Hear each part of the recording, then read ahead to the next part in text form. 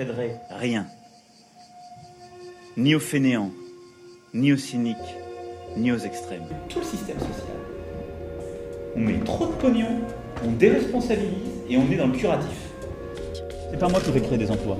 Les emplois, c'est l'activité économique qui les créera. Le marché du travail en France ne fonctionne pas bien et que les règles de fonctionnement en France ne sont pas adaptées à une économie de l'innovation de la compétence qui va beaucoup plus vite et qui crée et détruit beaucoup plus rapidement des emplois.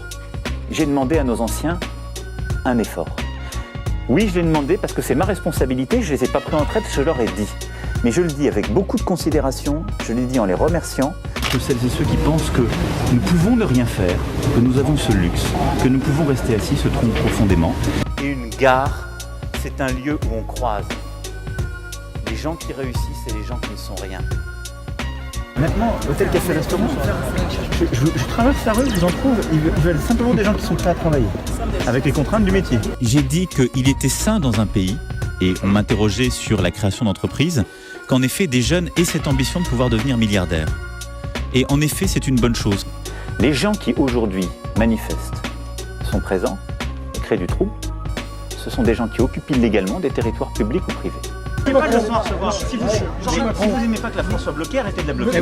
Nous ne redresserons pas l'économie de notre pays si nous considérons que réussir, c'est une mauvaise chose. Les professionnels du désordre, ils doivent comprendre que nous sommes dans un état d'ordre.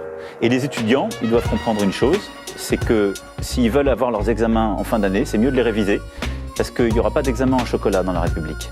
Vous savez, le petit-fils du général, tout à l'heure, en me faisant visiter la boisserie, m'a dit on pouvait parler très librement, la seule chose qu'on n'avait pas le droit de faire, c'est se plaindre.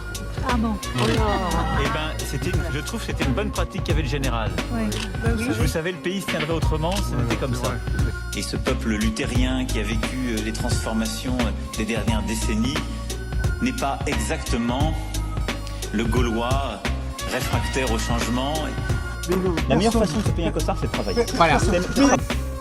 Beaucoup trop de nos concitoyens pensent qu'on peut obtenir sans que cet effort soit apporté. Allez, à Stein, expliquer aux jeunes qui font chauffeur Uber de manière volontaire qu'il faut mieux aller tenir les murs ou dealer. Moi, j'ai la plus grande considération pour les salariés. Parce qu'il y a des salariés qui travaillent la nuit, qui travaillent dur, qui sont licenciés et qui le subissent. Mais reconnaître que le risque pris par l'entrepreneur, l'angoisse qu'il peut y avoir chevillée au corps parce qu'on a tout mis là-dedans et qu'on peut tout perdre, c'est pas faire offense aux autres.